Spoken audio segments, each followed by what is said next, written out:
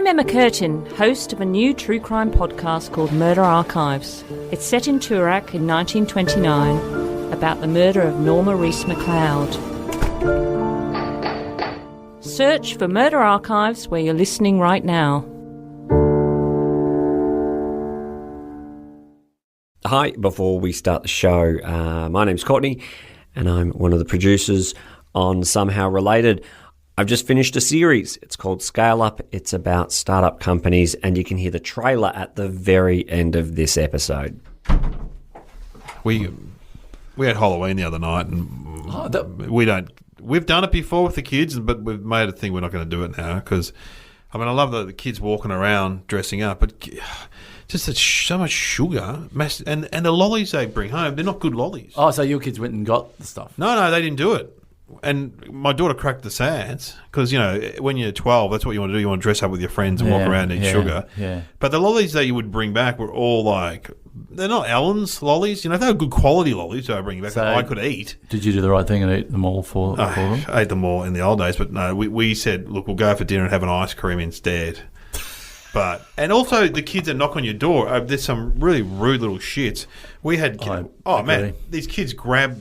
Do you do it when people knock on your door, or? Yeah, and the kid was grabbing at it, and the mother stands at the end of the driveway or whatever, and the kid's at the door, and then the kid's just grabbing handfuls. Hey, whoa, take it easy. Yeah, but do you put up a pumpkin or a ghost that people know, or they just randomly knock on your door? Slowly came home and drew on a mandarin, and put a face on a mandarin. Face on a mandarin, which means that we're small time. We're not big time. So how many kids knocked on your door? Not that many. That's good. There were large groups of, I would say, too old to be wandering around. Yes. Yeah. That's what Kira... So we were driving around because, you know, the kids are spotting their friends and that. And on the way to dinner. Very confident. Like, those kids are too old. And they're the ones that grab a handful. Yeah. I had a kid come to the door last year just wearing a motorcycle helmet. That was his costume. And I'm like, mate, you're not robbing a 7-Eleven. All right? And then another kid came the tough kids came with no costumes. Trick or treat. I'm just like, you don't have a costume on. Yeah, on a nude costume. We'll break up the house if you don't give us one. So I'm not doing it. Remember that when you used to go for rides, if you are taller than they'd mark how tall you had to be on the ride? Yes. I reckon if we should do that at the front of the house. Halloween, you're right. You know, if you are taller than this, you can't. There's no lollies for you. No, buggy up. Yeah. Oh, and the kids are like, I bet you did Halloween when you were growing up. No, we didn't. It did not exist when we were growing up. No. And if you were... I don't even know what Halloween is. Is it some pagan thing, is it? Well, that's what people always say. People say, it's American, and they go, but it's actually got Celtic roots. Yeah, but it's been made American. It's an American thing. You got to say it's an American tradition. It's not a Celtic tradition, really. I mean, sure, it started off as that.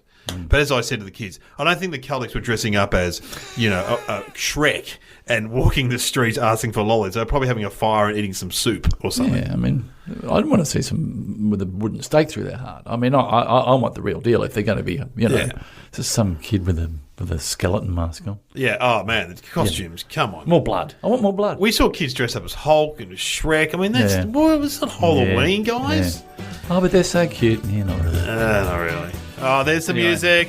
Enough of us. Yep. Hello and welcome to Somehow Related, and now please welcome your hosts Glenn Robbins and Dave O'Neill.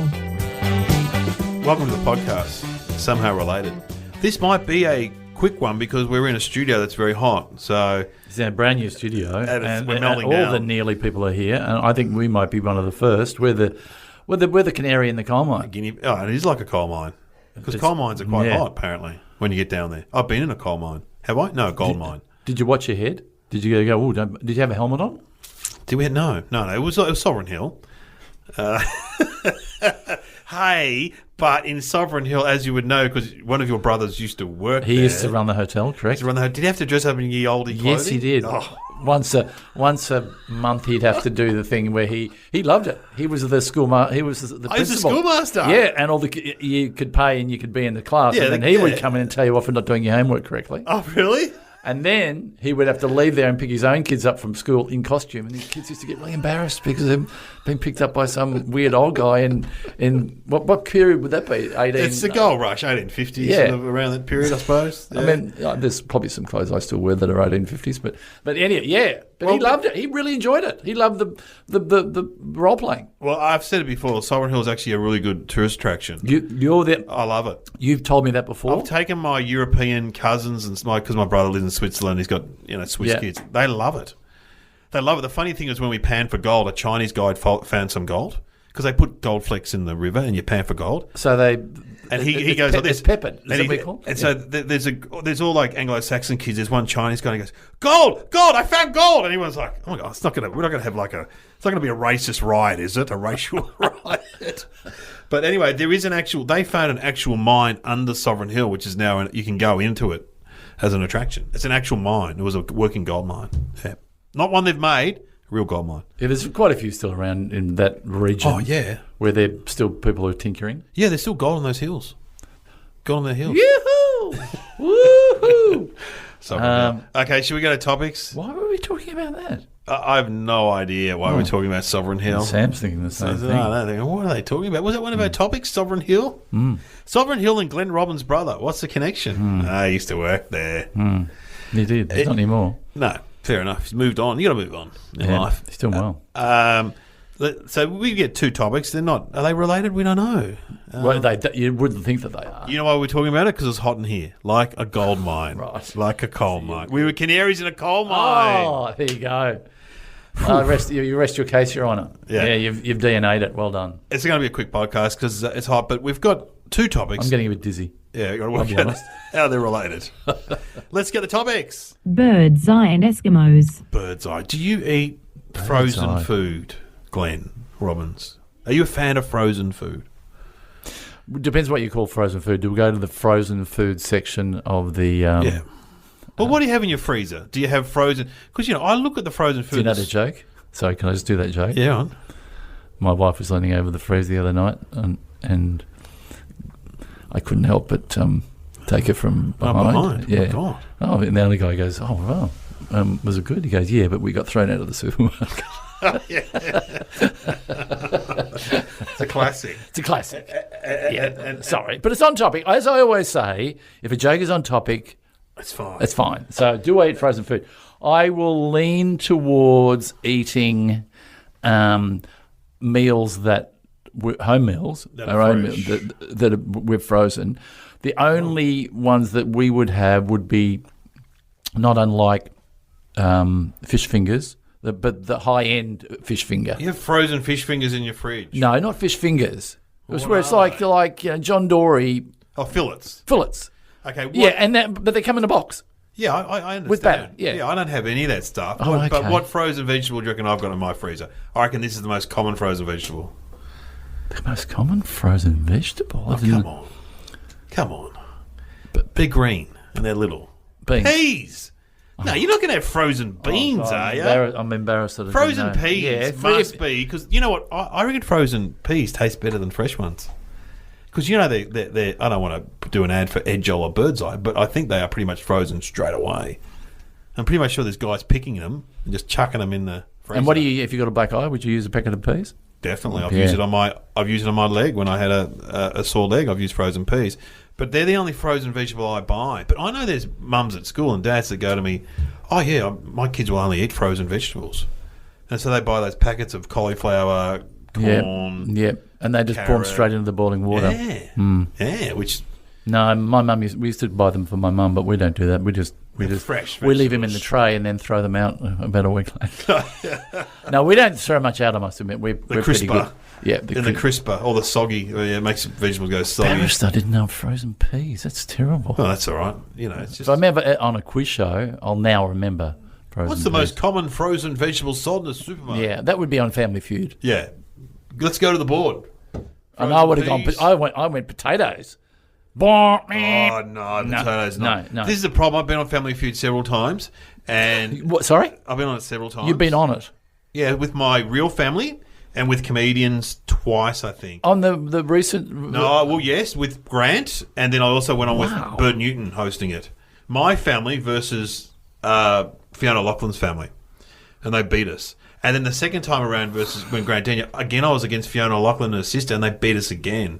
Well, did I never tell you this? So we went on with my family versus Bert Newton. So it was me, my brother Mark, his wife Heather, and my dad Kev, right? Yeah. Versus Fiona, her then husband Chris, her daughter, and her sister Emily Tahini. Anyway, so the question that I get, what's the thing you do when you go out on a date? But what do you do before you go out on a date, Glenn? What's the thing you do? One of the things you do before you go on a date, Glenn? Clean your teeth. That's what I said. Brush your teeth. Bert, let's go to the pick of the board. Number 1, brush your teeth. There goes my brother, Mark. What's the thing you do before you go out? He goes, brush your teeth. And you can see me like a brother going, I said that. I just said that, you idiot. And Bert's like, no, we can't take that back. It's already up there, mate. You can't have another go. That's great. Anyway, then Fiona went on to beat us. So I was on Celebrity Wheel of Fortune. Oh, wow. And you know why I did it? I thought... Just to go on it. Well, no, because I thought it'd be fun to have a free weekend in Adelaide because they shut it in Adelaide. How sad is that? A fun weekend in Adelaide. And- Hang out with Adriana. And it gets even better. Adriana. She passed away, sadly, had- yeah, she was part of... But the interesting thing was that I checked into my hotel and they checked me into a room that was already occupied. What? So there were clothes in the cupboard. There Oh were my things. God. And How I'm Adelaide. going, yeah. And then I realised, as I'm looking at the clothes, I went, this is Yahoo Serious's room. What? You were in Yahoo Series? in Yahoo There were the overalls of the suspenders. Yeah, I could tell by the coloured shirts. And I think he was meant to be on Celebrity Wheel of Fortune. I'm hanging out with the big dudes. Whatever happened to Yahoo Series? Whatever happened to you? I looked it up the other day. He's not doing that much. Sam, what... No, he works. He does a job.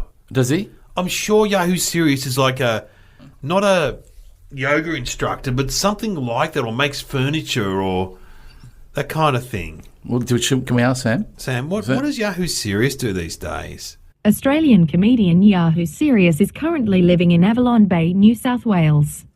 He apparently doesn't work a 9-to-5 job but has business interests and is believed to be still producing for TV or film. Well, he seems to be living a nice life anyway. Up at Avalon Beach. Oh, beautiful part of the world. Yeah.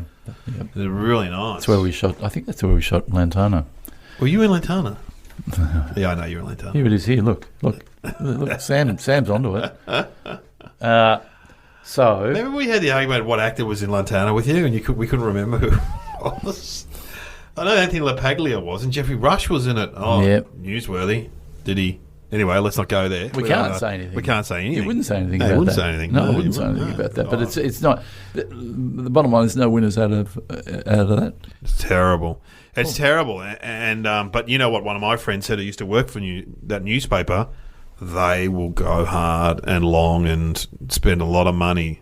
But he will. Sounds like he's going in for the long run too. But they're a newspaper. But will it not come down to his word against hers? Yeah, but they'll get a dirt file on the newspaper will bring up some sort of dirt file or something. You watch On Jeffrey. Yeah, they'll bring up stuff.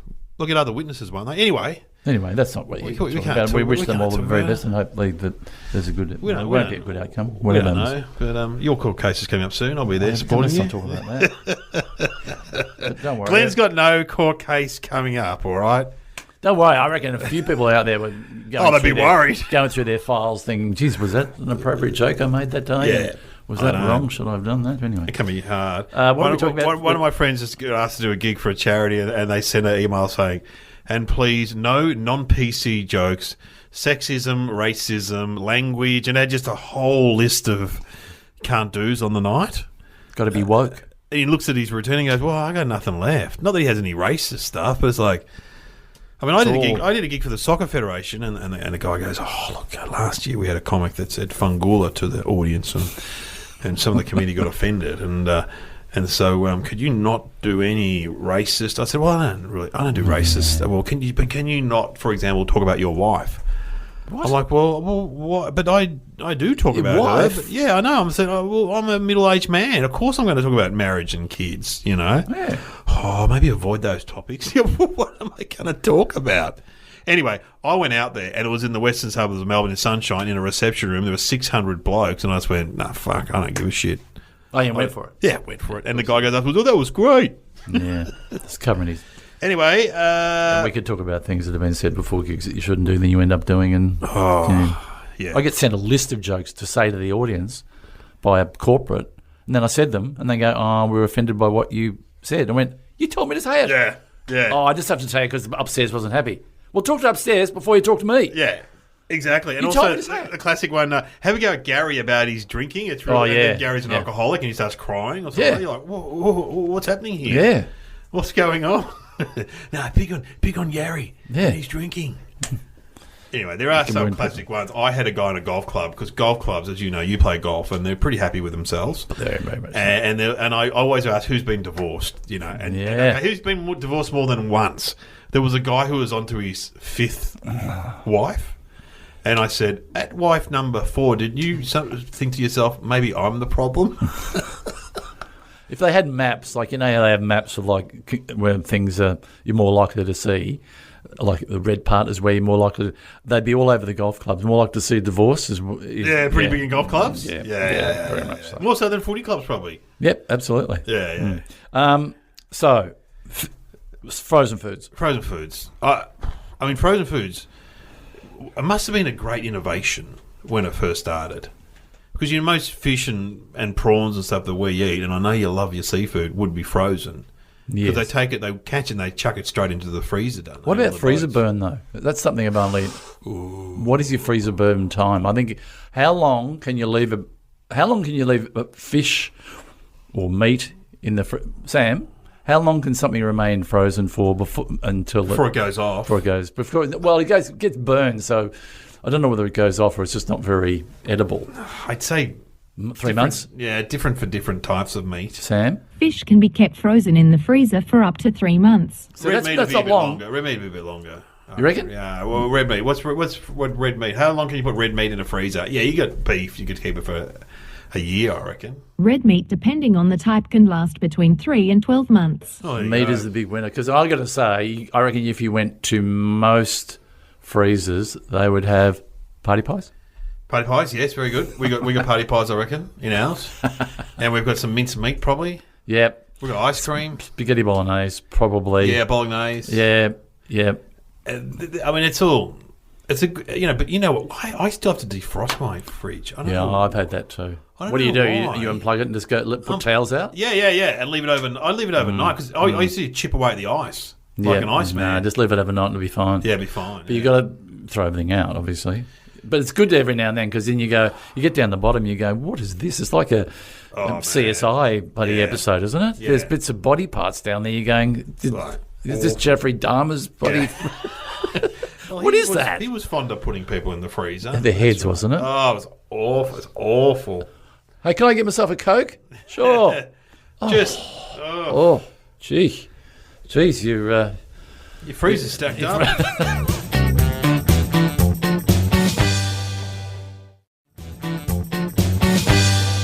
Okay, for frozen foods, we're not huge fans of frozen food, but it is a great invention. It's a great invention, the freezing of food, I reckon. Because before then, everything had to be fresh, which is good in a way, but not good for... Because it does lock... Do you think that it loses anything? Because it locks it in, doesn't it? Yeah. Surely. I find with mincemeat and that, it's fine. You just get the feeling that if you're eating something that's been frozen for a while, you kind of wonder, you go, has the goodness gone out of this? Yeah, well, that's the thing, isn't it? Yeah, these are the things you'll know. Okay, well, there's the other one, Inuits. Well, I don't know. That's a term that I don't... Eskimos. Yeah, I realise, but how long has it... Have they... I mean, I know they've always been there, but... Oh, man, they've been around for a long time. Yeah, I realise, but the term Inuit, have you known that for a long time? No, but when we were taught in high school, it would have been Eskimos. Yeah, but some Eskimos like still being called Eskimos. Oh, really? Yeah, I think the ones that invented Eskimo pies? Sam. Am I right in saying that the Eskimos from Greenland like to remain to be called Eskimos, and they don't necessarily want to be called, because they all see themselves as Native American Canadians. Yeah, Greenland's totally separate though. That's like near, Denmark used to govern Greenland. Greenland was called Greenland. This is a fact. Greenland was called Greenland by the Vikings as a marketing tool to get people to settle there. And it wasn't green. Apparently, it's not green. There's a lot of ice in Greenland, I think. Are they smart? Sam, Eskimo is considered a pejorative term in many places because it was given to Inuit people by non-Inuit people and is said to mean... Do they get podcasts in Greenland? Yeah, they have podcasts in Greenland. Of course they if would. there's someone in and Greenland Alaska. who's listening, that maybe they could drop us a line. What if they're Eskimos or Inuits? What would they prefer to be called? Don't say drop us a line to an Inuit because they'll think you're talking about fishing, all right? Okay. Oh, stupid. Yes, of course. Look, I don't know much about them, but I've seen those documentaries, and they live like it. It's an amazing. Incredible. Well, they have igloos, and they light fires in them. Yeah. Which goes against, you go, why would you light a fire in something made out of ice? But it works. On the ice. Yeah, on the ice. It's incredible. You would think that it would melt. Yeah, you would think it would melt. But they're so clever with their design that they can sit in there and no problem at all. But I assume with the Eskimo thing is that they were just sick of the stereotype of the big hat, you know, like on the front of an Eskimo pie. Now that's probably seen as a racist image, I assume. You know, like of them as the Eskimo traditional pie. Remember Eskimo pies? That was okay. They don't exist anymore. I reckon they do. They do. Yeah, you can still get them. Hang on. Was there an Eskimo pie? Was that the one in the tube? Is that just a piece of vanilla ice cream covered in chocolate? Yeah, in a foil packet. Yeah. Ah, okay. I was thinking the one in between the two wafers. That wasn't. So it's in the chocolate. Yeah, chocolate covered vanilla ice cream. I know the wafer one, but I can't remember what it's called. Ice cream sandwich. The Ice cream sandwich, Sam. Yeah. I reckon Sam would love an ice cream So sandwich. she'd love it. Pretty hard to eat though, the ice cream sandwich. Hard to Because eat. but Eskimo pie also. Lucky you had the foil packet there. Because it used to melt. Yep. It used to melt. I've got to say, Eskimo pie Oh, up there. good stuff. Well, how do they call it a pie? That's not really a pie. I think that's an old American term. Eskimo I think pie. it's a pie. Yeah, you're right. I've never thought about that. Could be Eskimo bar. Eskimo bar. Well, you know they call Monaco bars, which are very similar. They're a wafer ice cream biscuit thing, and they're always called Monaco bars. That's interesting. Yeah, just that meeting. They finished up that meeting pretty. Okay, I got a new ice cream. What do you want to call it? Eskimos. Eskimos. There you go. Eskimo pie. Okay, that's done. Let's go to lunch. Yep. Would you, if you were to go live with like a indigenous culture, who would you choose? Oh, that's a very good question. This is something that I haven't considered myself, but I don't know if I'd go with the Inuits. I just reckon it'd be too cold. Yeah, no, I'd go with the Native Americans. And what do they call those sweat lodges? They have sweat They lodges. have sweat lodges, yeah. And well, people have.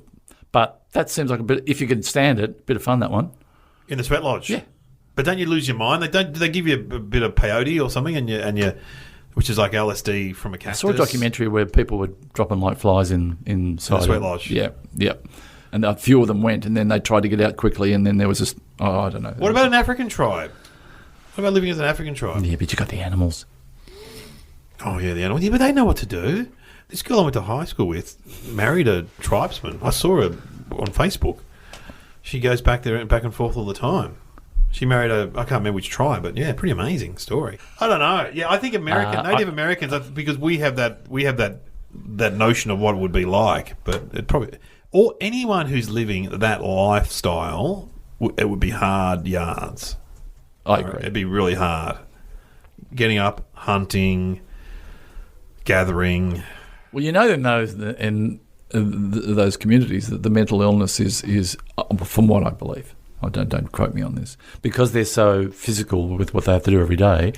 They don't get caught in their head, so they don't. They work with their hands. So therefore, at the end of the day, they feel they're released. Fulfilled. They feel fulfilled, and then yeah. and then of course white people turn up and ruin it. You know what I mean? And then it gave them alcohol and disease. Which with the white flour and the sugar, not bad. Oh yeah. We spend too much time thinking. That's right. We sit around and think, and our bodies fall. Rather than getting out and bending your back and getting a bit of a sweat up and going, I've earned to sit down and maybe have a little bit of. Maybe we should, did you read that article in the paper about the Amish people in Tasmania? There's an Amish community. No, I didn't. Maybe we should go join them. Just Well, you and I.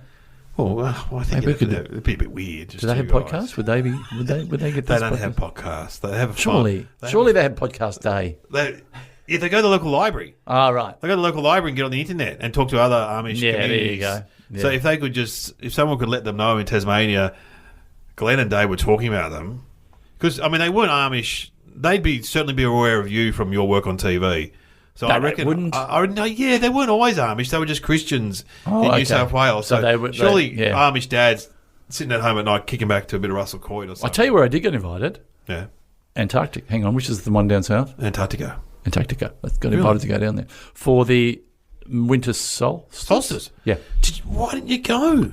because it's really hard to get there. It's like a You've got plane, to get a boat. Yeah, and then you got a boat, and then it's kind of once you're in there, you don't get out quick. Okay. You got it's a bit of a deal. So it's quite a long. But we did talk about we're thinking about. But they were Russell Coight fans, and they'd done a Russell Coight video. So I did one for them I did a Russell Coight video. fantastic. For them. It was good. It was exactly what we were talking about before, where they sent me all the things that because they're all in a community together, obviously.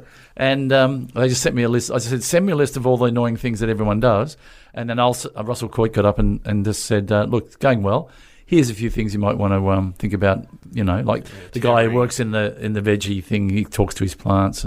Another guy's always talking about his dog. Another one's always talking about his kids. Another one's always doing weightlifting. And it just had to bring it up. And I thought it was hilarious. Yeah, right. Great. So I only got friends down there. So now I've got some friends. Hopefully. Imagine though if that video set off like a riot. After the Russell Coight video, there was a riot. One man was murdered, several injured in Antarctica. But they're putting an airstrip down there, which won't be there until because there's one. There's one airstrip somewhere in Antarctica. Yeah, but it only works in summer. Okay. Where they're putting one, I think it might be Casey. Oh, it might be the other one. Okay. Where it'll work all year round, and it'll be a proper one. When I was on radio, 2020, we gave away a trip to the Antarctica, but it was one of those trips where you just fly over.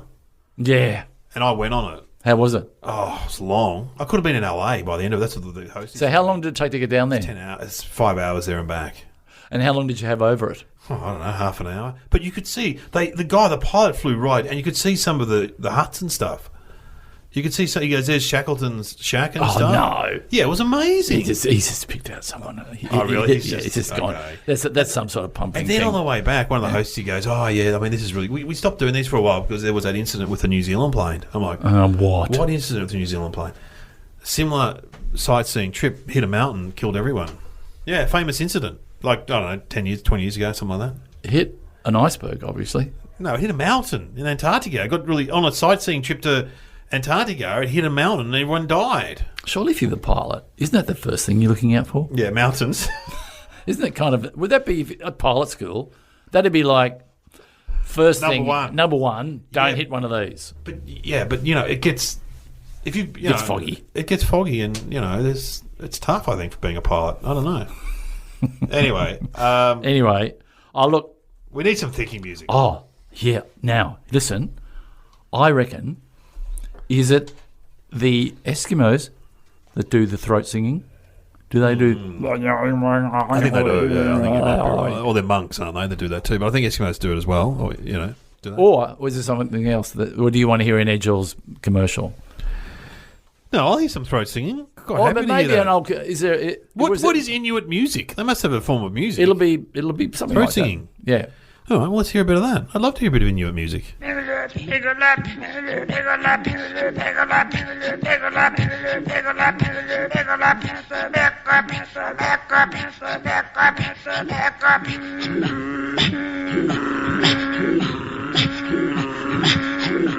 Wow. Okay, there we go. I mean, I wouldn't close with it. You could join that band. If there was a theatre restaurant... Say if you went to a wedding Yeah. and then they... Do Look, don't throat. get me wrong. I think it's fascinating. Interesting, isn't it? But could you sing along to it? No, I Could wonder you, if do a there's hits. could you do a karaoke version of that? I don't know. What do they have number one hits? Oh, that's... Or there'd be someone who's really good at it in their community too. That would be a bit of a rock star. That's, Sean, the that's a throat good thing singer. for your kids to do. Just go, and then you tap them on the throat. And then the kids start crying, and then they all go to bed. Oh, so what are you thinking? Birdseye and Inuits? Well, it's frozen food, and it's people who live in a cold climate. Yeah. But it's Yeah. got to be something along the line of the guy from Edgel's, Birdseye. Birdseye, Birdseye's a competitor, I think. Yeah. was on a holiday. No. But he already knew about it.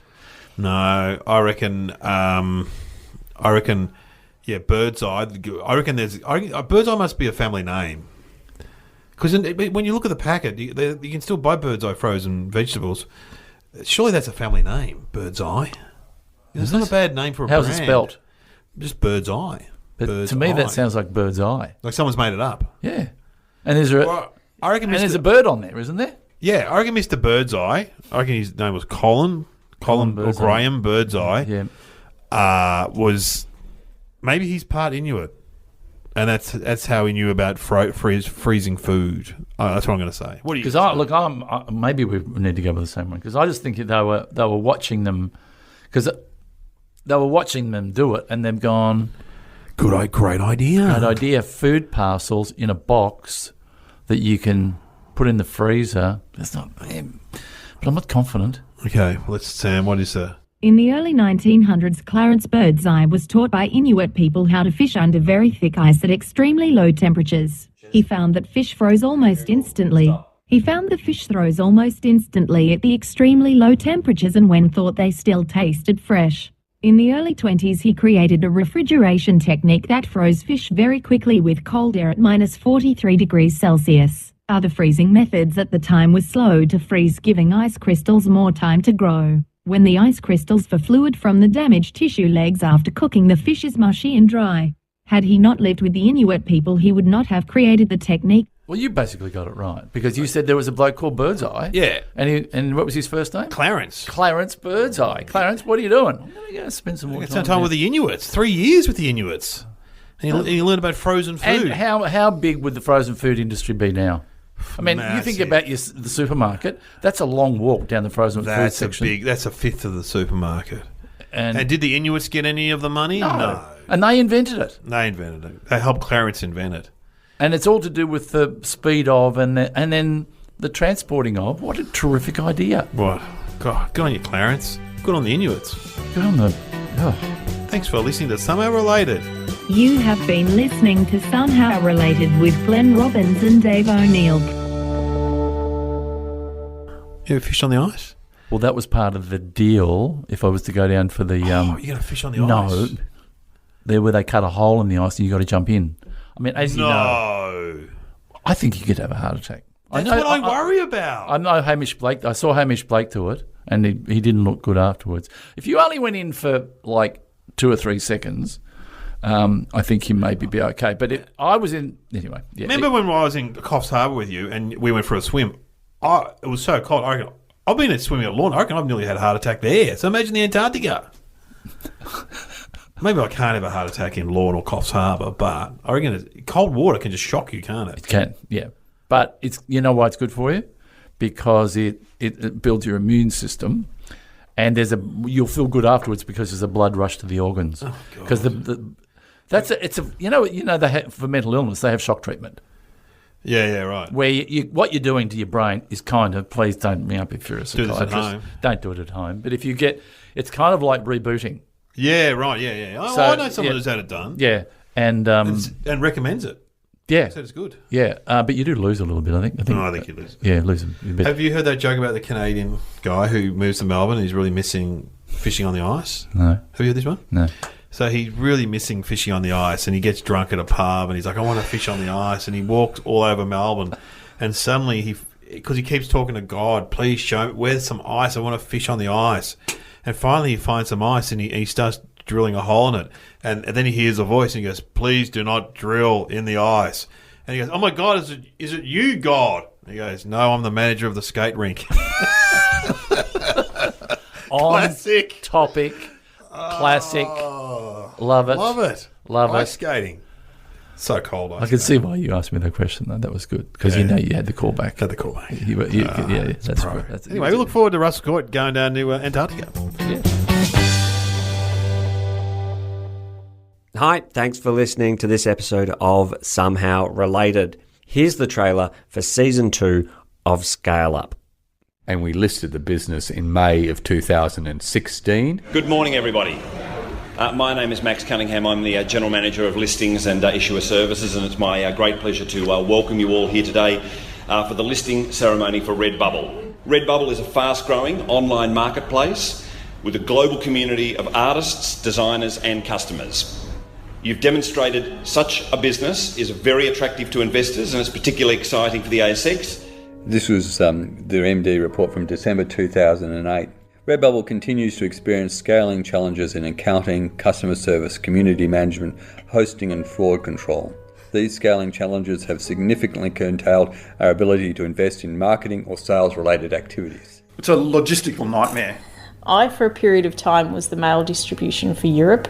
I thought, oh my God, what's going to happen if I can't retrieve all this information? Is that it? Is that Redbubble? It's like, yep, one rack. That's the entire world that I've sort of been living in. The moment you told them you're doing some work for Redbubble, the phone would get slammed in your face. So you don't have ready access as you might have in some other industries where you can ring competitors and talk to them. The first Christmases, everybody did customer service, including Martin. And then they'd frame it and put it up on the wall. I'm an artist. They wouldn't actually even cash the things. So we had all these uncashed checks. Scale Up Season 2 from Launch Vic is almost here, and it's all about Redbubble. ASX-listed on-demand products, three-sided global marketplace, founded and headquartered right here in Melbourne. If you haven't heard the first series on Culture Amp, check it out now while we finesse the coming season. Redbubble is a huge story, and we're jamming in as much as we can over the 8 episodes, but there might be a bonus 1 or 2 with all the interviews we've done.